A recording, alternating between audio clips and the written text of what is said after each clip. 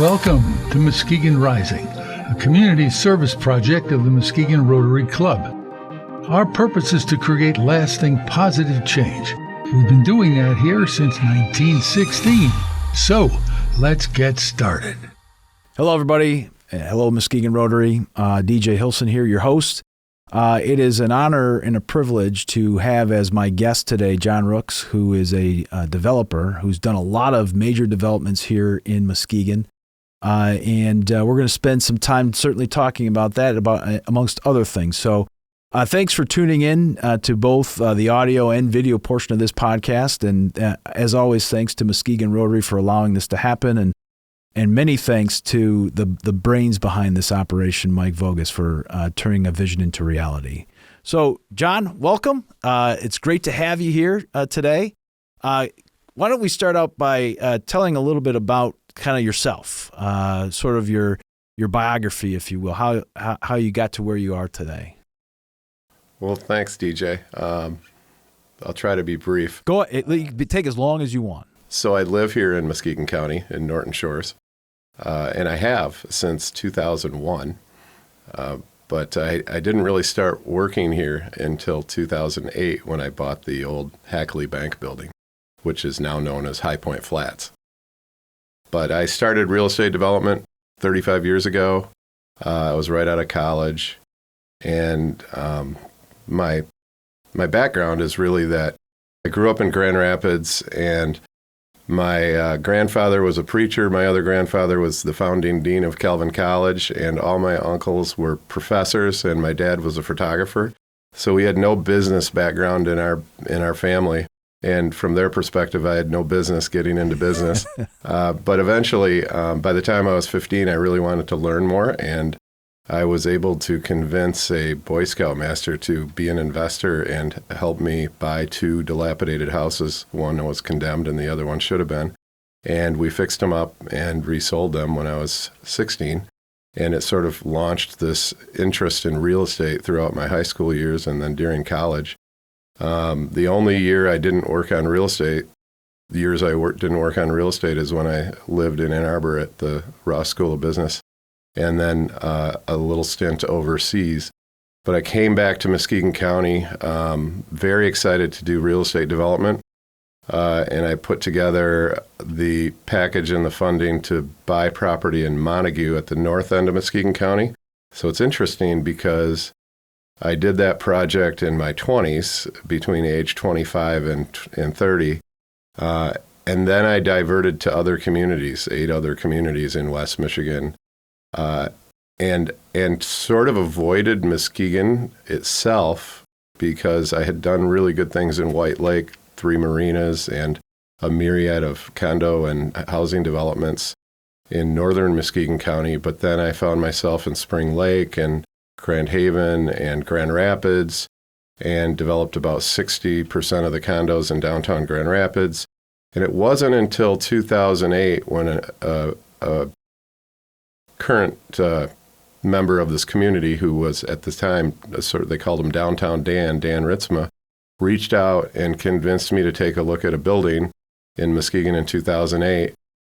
Right around when we were entering the recession, and it was a good deal. I was excited about the prospect for its development, and so I made a leap into Muskegon, and it was largely because the paper mill had closed down, and it didn't smell bad here, and the mall was gone, and it seemed like there was a lot of opportunity downtown with a blank slate.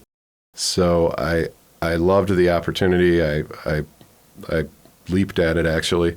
And then in 2009, actually went further with the investing idea in Muskegon and acquired the Shoreline Inn and the Lake House and the Terrace Point Marina. That was a turnaround project. It was very troubled. It needed attention and was about to go dark. We saved it one day before it went dark, and the employees got to stay. And then from that point forward, it kept getting better and better. And that whole peninsula actually became a success story because Hinman Building also was empty, and that company turned around that building simultaneously while I was working on the Shoreline. We were talking and trying to make sure that we both succeeded together And that whole peninsula became a success story in 2009, 10, and 11 when a lot of places were still struggling through the recession. And then move a little forward, and then we bought the Mitchell Linda Beach Lodge. We turned that around after it had the big fire. And then the Delta by Marriott, which was the former Holiday Inn, we bought that in 2013. And then in 2016, 17, we started working hard with the city and the county on a joint venture, sort of a public-private partnership to figure out a way to bring a convention center to town. And then by 2019, we were under construction on a convention center, and simultaneously, we were doing this renovation, this major renovation, basically a full gut and rebuild of the old Holiday Inn and turned it into the Delta by Marriott. And then it became a campus where the arena, with the city's leadership, was able to be redeveloped into a modern arena with all the necessary improvements so that everything could be under one roof with the convention center, the arena, the Delta by Marriott, and now a couple restaurants in the arena, and then everything that's now across the street and behind it, and all this redevelopment that's happened downtown is just amazing. We're just happy to be part of it and hope that we can continue to watch Muskegon grow and go, as they say. It's been a great experience to be here. The city has been supportive, the county's supportive, the building department's supportive. It's a business-friendly community. We're just a cog in the wheel, and we're just happy to be part of it. Well, it's amazing just to listen to you list all those. It starts as a small development now, and then you gravitate to larger and larger and larger projects. And one of the questions, and you kind of touched on it, but I want you to expand on this a little bit more. I mean, obviously, and I know nothing, I'll just confess ignorance here. I know nothing about real estate development, but I'm fascinated by it because I'm sure it's a risk-reward type industry, right? I mean, sometimes, the greater the risk could be the greater reward, or you're taking a leap of faith. At least that's kind of my perception of it. You can correct me if I'm wrong on that. But how important are those relationships? You mentioned certainly coming in at the right time. You had good relationship with the city, obviously with the convention center that involved the county as well. How important are developing and then maintaining those relationships for the work that you do? Well, they're very important because good relationships makes your job more fun, and I think you do better at work if you enjoy your job. So we enjoy all these relationships, and it's important for us to feel like it's a project that just isn't there to make money, but it's good for the people that work for us, but it's good for the community, and we call them impact investments. And frankly, when I started, right out of the gates, I could feel it, what it was like to build a project that could change a community like we did in Montague, where we became the biggest taxpayer in the city of Montague, and it had a huge economic impact on the downtown shop owners and all the different businesses that were near the project. But since then, some of the Grand Rapids projects were in neighborhoods where there was, you're based on your job, you know what I'm talking about, but we bought a building, it's an old school, and the first phone call the next day after we bought this old school was, can we set up camp? The police called and they wanted to set up camp and set up a sting operation for the crack houses across the street. But it had a huge impact positively on the neighborhood. And if you've been downtown in West Grand Rapids, we call it the West Side, you'll see Bridge Street. It's just thriving. But we were ahead of the curve then. We feel like when we came to Muskegon in 2008, 2009, we were significantly ahead of the curve. We still think that if someone comes as a developer to Muskegon today, they're still ahead of the curve because Muskegon has such incredible potential that they're going to, back to your original question, benefit from these relationships because the city is aggressively seeking developments and will bend over backwards to help developers do good projects. And there's a demand for homes, there's a demand for apartments, there's a demand across the board at all price points. And that's one of the things we're trying to do next is to build projects that support that need. Yeah. So, obviously, I'm sure there's a lot of research that goes into if you're going to make an investment or develop a certain area. I want to use housing as an example. Is it, and maybe it's not, is it surprising to you to see sort of the demand for housing here in Muskegon itself? Or as I believe, I've always believed that Muskegon is sort of a diamond in the rough, because I'm not originally from Muskegon. I moved here when I took this job in 1999 and have always really appreciated the potential. And it's guys like you that are seeing that as well. Because I always believe, hey, all we need is a couple of businesses or developers to take a chance and make an investment, which you've done. And we're going to see this community just skyrocket. So what is it that you look at when you're looking at a project as far as whether or not you think it's going to make that impact that you're hoping it'll make? Well, it depends on when we were doing those analysis of impact. So, for example, when we started High Point Flats, there was nothing but subsidized housing in downtown Muskegon, and definitely at that point, I'll agree with you, it was a diamond in the rough. There was a big risk for us because we were building something that hadn't been done before, where we had to be unsupported with subsidized rents, and we had to find customers that could pay market rate rents. We did an experiment. The experiment worked. We were full quickly, and it laid the groundwork for basically other developers to get appraisers to buy into the idea that their projects were worth what they were worth when they were going to be complete, and lenders would lend, and it would start sort of a little bit of a market rate housing boom for apartments. Simultaneously, we had looked at that vacant land that was basically wasteland. It had been contaminated badly by the old Teledyne company, and it was next door to the Shoreline Inn, and it was available and ripe for development. We tried to sell it, but eventually people were afraid of the Muskegon market. So we thought, why don't we try to build some for-sale housing instead of for-rent housing? And it would be the first real estate development in the city of Muskegon in 20 years. And someone told me, and I'm not sure it's accurate, but someone said that there was only 3 homes built in 20 years in Muskegon, and that was because of fires. And then we built 70 homes at Terrace Point Landing. They all sold out. It started slow. We only sold 3 in the first year. But then the next year, I sold dozens. And then in the third and in the fourth year, we sold out immediately. So it was a really cool feeling to bring for-sale housing to town. And now there's a lot of for-sale housing projects in the works. Fast forward to today, which is 4 or 5 years later, there's a much bigger housing need, because now, even though there's not a huge population growth, although we do have that, the statistics are that 1/3 of people in Muskegon County live alone, 1/3 lives with one or other person, and 1/3 lives with more than 2 people. So there's a big need for housing, and it's across all price points, but the primary missing price point is what we're trying to attack with Shaw Walker redevelopment, with the 580 unit development there in this 100-year-old factory that is dilapidated, has 8,400 broken windows. It's right on the water, basically across the street from the municipal marina and the fairgrounds.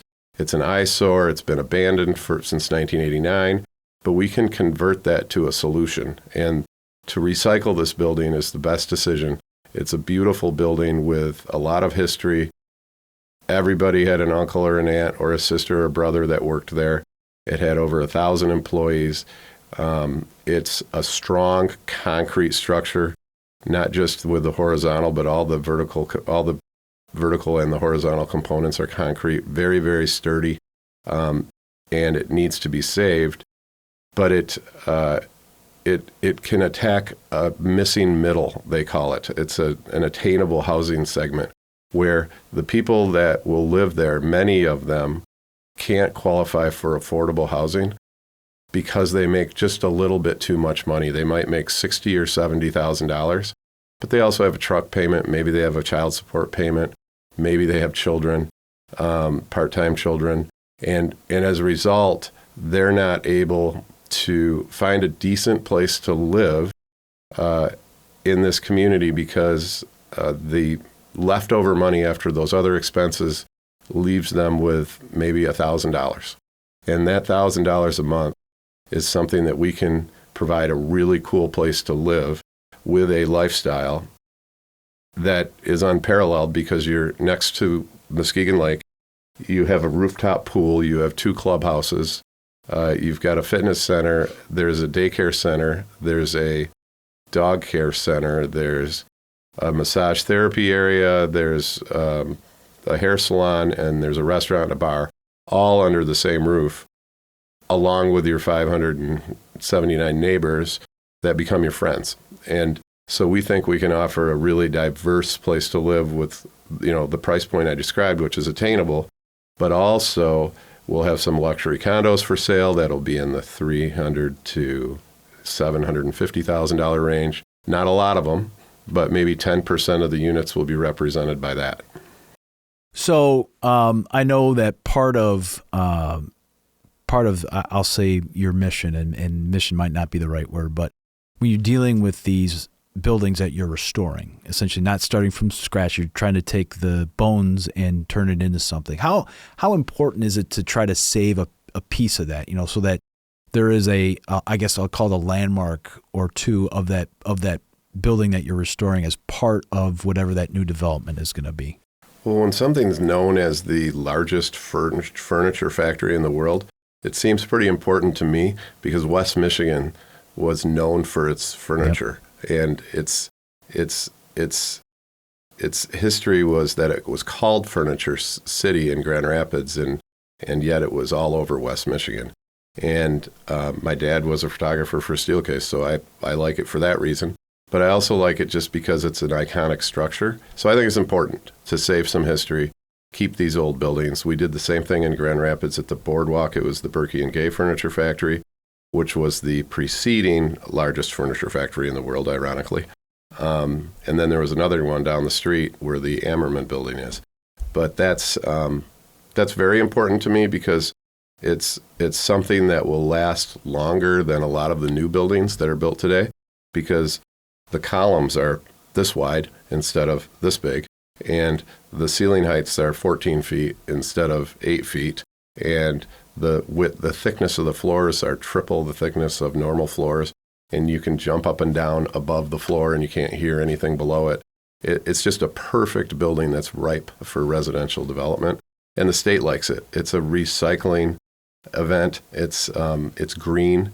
We're going to put solar on top of it, most likely. It's got a huge field of roof that we can use for solar. We're just super excited about the whole concept, and it'll be very dog friendly. We'll have a lot of units on the first floor that will have their own private dog yards, and then we'll have dog runs. We'll have pickleball courts outside. It should just be a really fun place to live with more amenities than, frankly, any project in West Michigan, because right now the Boardwalk in Grand Rapids that we did has the most amenities. This one's going to have more. Well, see, I like hearing that. I like hearing that we can one-up Grand Rapids, even though I know you stick your feet in all these pools, and so I'm not going to stick you to that. But as a resident of Muskegon who likes to see Muskegon first, I appreciate that very much. I've seen renditions of what your vision, what it's going to look like, and the chimney remains. Yeah, we want to talk about that. We want to tell the whole story about the keeping some of those old components. And we've actually gone to the library, we've gone to the museum, we've gone to any source we can that has old photos of the building. We want to reuse some of the windows and make light boxes out of them, or put mirrors in the old window frames and hang them on the wall, and use them for decoration. And we want to keep the smokestack, tell the old story, the story of the old building. And keep the memory going, and we want to incorporate into the name the history of the building as well, whether we call it SW Flats or SW Lofts, or we might call it Shaw. We don't know what we're going to call it yet, but we're going to keep the name in the history, so that nobody will ever forget what that used to be. Just like we did at Union Square, we have an old school. We kept all the slate chalkboards, put them in the units. We kept all the old lockers, and that was your entry closet. we kept all the old cases and all the old trophies and put them in the cases. That's awesome. So what, if you can talk about it, what's the timeline, do you think, in order to start? I know there's been a lot happening behind the scenes that maybe nobody really knows about, but what do you expect that timeline to be? Yeah, so the project's moving fast in the sense that we just bought it a little over a year ago. And in that time frame, we've worked with the state and received a big incentive package that was complex, but we received an incentive package to get us started. And we've done over $1 million of work in soft costs so far and some hard costs, meaning that we've done environmental research, we've done environmental studies, we've studied every possible corner of that building, we've scanned it, we have it on a computer, it tells us where every column is. We know where the asbestos is that needs to be removed. We know where the lead paint is that needs to be removed.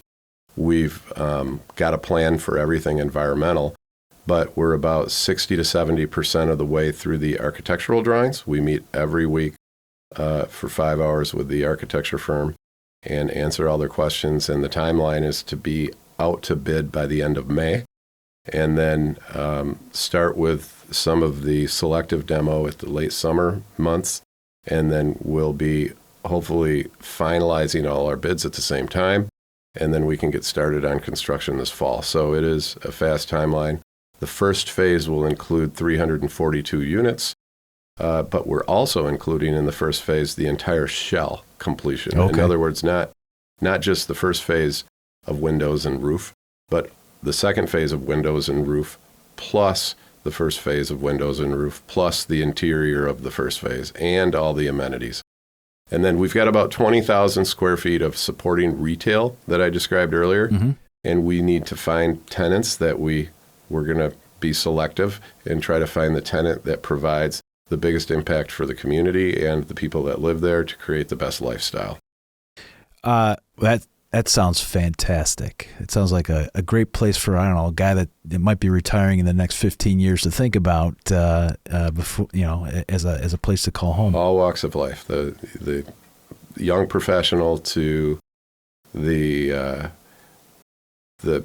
my best example is in Grand Rapids at the City View building, a 13-story building. There was a philanthropist that has his name on one of the buildings in Grand Rapids.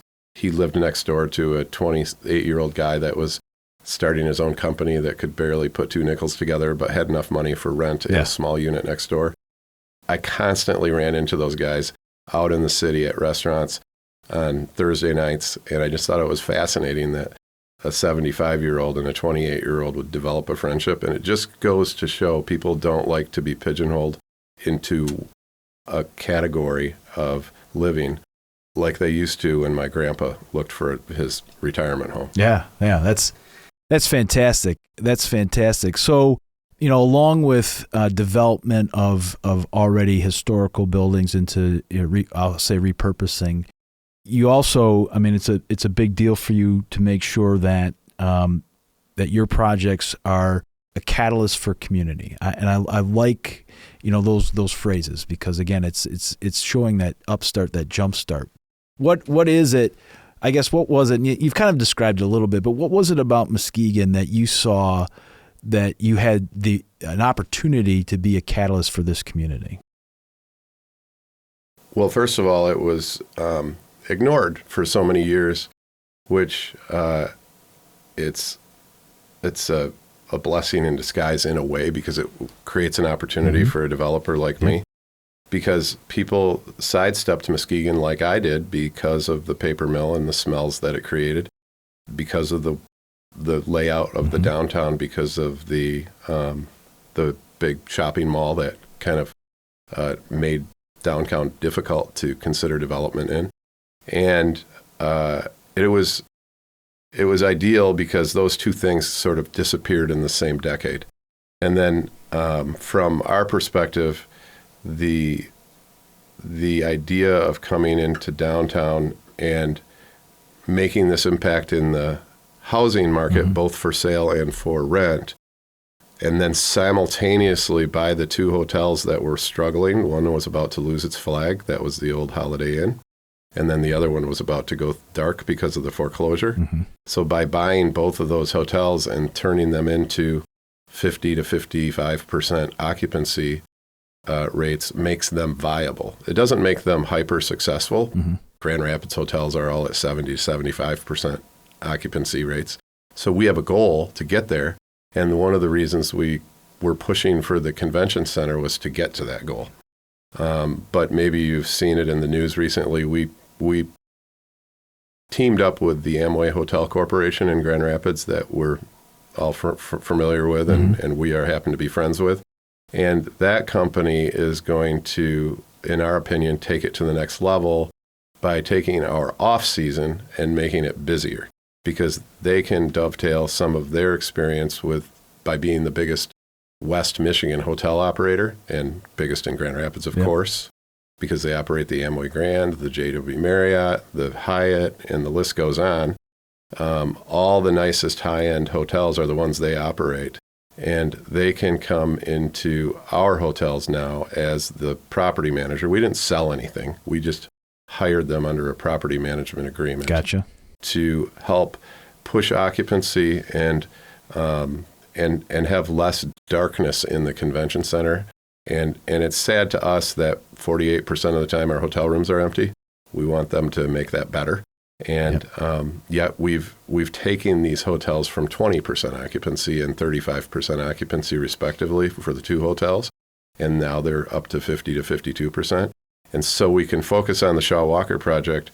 Rory and I, my right-hand man, he and I will be able to focus more on the Shaw Walker project and also on this paper mill property that we have under contract that we hope to develop soon, which is 123 acres and a mile and a half frontage on Muskegon Lake, which is the biggest lake, as we know, connected to Lake Michigan. So we're super excited to do both projects in tandem, but we felt like the best way to do that would be to make this this arrangement with the AHC company. That makes perfect sense, and certainly, I'm as we get into conversation about what's next. Obviously, Shaw Walker is the immediate next because that is on a quick timeline, and the what I'll call the old paper mill property. I know at least for a while there have been renditions of what that might look like, and maybe that was somebody else's vision. I mean, can you share with us kind of your vision of what that might look like and how that might help move Muskegon even further than it already is? Well, it also addresses the county-wide need for housing. There's 9,000 units needed in this county, along with the subcomponent of the city, which is 30, I think, almost 3,000 or 3,800, maybe almost 4,000, so like 3,800 units in the city of Muskegon. So these housing unit need reports are one source of our research, but we also hire another firm that's independent and separate from the city firm, and they study the housing needs for us. And then we have our own experience based on how we sold houses at Terrace Point or we rented units at High Point Flats, and we study our market rates and what we can sell things for. And SAPI just fits into what we do because we've done a lot of housing developments on vacant land like Terrace Point, but we've done them in Spring Lake. We did a big project called Bayou Meadows in Spring Lake, and I've done other housing developments on vacant land. But SAPI fits in our criteria because it involves apartments, which we do, single-family housing, small condominiums, and small condominium buildings, larger condominium buildings, and then townhouses, and then a marina, plus an in-out service like we have in Grand Haven called the Wharf, where we operate the Wharf Marina, the biggest in-out service in Grand Haven. So we'd like to do the same thing here, but the part that we haven't done in the past is senior housing, but we'll bring someone in to help us do that and be, in that sense, more of a master developer. Yeah. But there's a demand across all price points again, where we can have some small studio units that are still in that attainable price point, even though they're on the water. We can have some non-waterfront 1 bedrooms and 2 bedrooms that are also attainable. They might not be staring right at Muskegon Lake, but that's a big piece of property, so there's waterfront and non-waterfront space.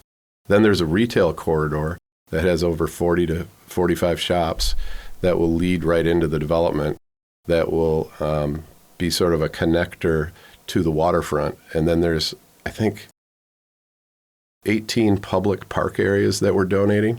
And then there's a section that the city has an option to buy. So these different public park access points are going to be perfect for people that want to launch kayaks, people that like to fish, people that like to just be by the water, picnic, and those various parks and boardwalks are going to be fully open to the public, not to mention, and I think it's 1,000 feet of frontage and, if I'm not mistaken, 6 acres of land. So it's significant, but we think there's a big demand. Like, one of the first parts in the project would be lots like we have at Terrace Point Landing, where somebody bought a lot and built a house at Terrace Point Landing, and they had $450,000 into it. They just sold it for $850,000 a few years after they bought it. So it was a great investment, and you kind of understand it because Muskegon's still so undervalued. That's why I still think we're ahead of the curve, because that same size lot that we're going to sell at Sappi is $900,000 in Spring Lake. It's over $1 million in Saugatuck, and it's somewhere in between in Holland on Lake Makatawa. Mm-hmm. And we will be bringing those units to market at the $250,000 to $300,000 range. That's the lot. And then you build your house on it, and you have something that is, in my opinion, 10 years from now going to be similar in value to those other markets. And yet you're getting this huge early discount because we're going to have 220 waterfront lots.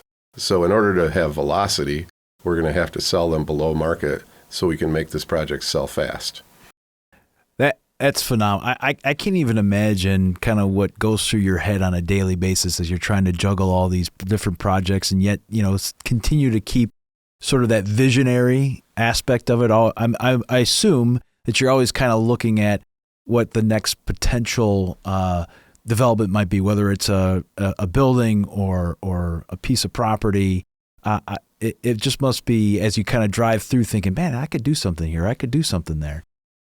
Is that kind of how it is? I mean, well, it's often a situation where people reach out to us, or a community reaches out to us, okay, or a development director has an idea, or maybe we have an idea, or an employee has an idea, and it's a consolidation of lots of people's ideas, and it seems to work out. And we were, for a while, trying to avoid doing Shaw because it had been for sale for a long time. Yeah. But the brokers kept calling, and the price kept getting more attractive, and there was some leaders in this community that really encouraged us, and we just decided to go for it and got it more and more excited about it when we saw the building, but tried to kind of stay away for a little bit because we had enough going on. And the timing just worked, so we ended up buying it, a little over a year ago.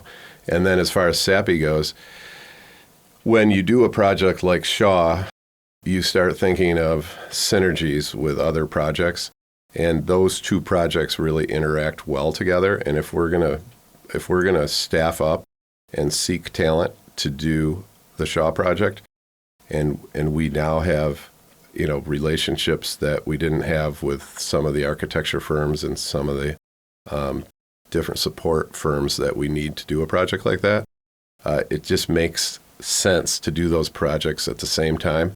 And the synergy of selling them and filling them, and not necessarily selling, but renting and selling, and someone that will look at Shaw to rent might be a buyer in disguise for Sappi, and someone that looks at Sappi might be a buyer in disguise for Shaw. And there will be the same effect that we had in Grand Rapids when we did the two largest condominium projects in Grand Rapids at the time. And everybody thought we were crazy because we started Union Square, and shortly after that started Boardwalk. And together they were so huge, but they really fed into each other, and they elevated the attention of those two projects to Grand Rapids, where they actually helped each other sell. Yeah, it's amazing. I want to finish with talking a little bit about Parkland Properties. How many people are under the umbrella or employed by Parkland Properties? It's around 250 year-round, but then, of course, we blow up to over 300 people in the summers because of the seasonality. We have 3 restaurants and the 2 hotels that generate the growth of needing more employees in the summertime. So there's a lot of opportunity at Parkland this coming summer. AHC has a great program for employees and attraction and retention. So that's so if people are listening to this and they're interested in being a part of either the full year help or maybe just a job in the summer, where should they go? They would reach out to that's a great question for Rory, who I see in the distance. What's the best way for? It would be Mary Beth at Parkland Properties. Okay. And she's our HR director, and she operates out of the Shoreline Inn. And you can stop in and fill out an application, and suffice it to say, Mary Beth will do her best at recruiting you. And, I bet. And after that, the whole team will do our best at retaining you. Perfect. Now, if memory serves me correctly, you can correct me if I'm wrong. Your office, is it the old fire station still? Yeah, we're right across the street from City Hall, and we bought that in 2013 as well. Once we knew we were buying the Holiday Inn, we decided to switch our headquarters from Grand Rapids to Muskegon, and so we've been here for 10 years as our headquarters, and we're proud to be here, and we love being on the lakeshore. What does it still have the fire poles inside? So we had to disconnect those for code reasons. Gotcha. The fire, but I put one in my office and made a table out of it. That's awesome. Pretty fun. That's awesome. Well, Jon, look, I tell you what, I'm so glad that we were able to accomplish this interview. It's amazing to me, and I really appreciate sort of your vision, your foresight, and taking a risk and making this community great.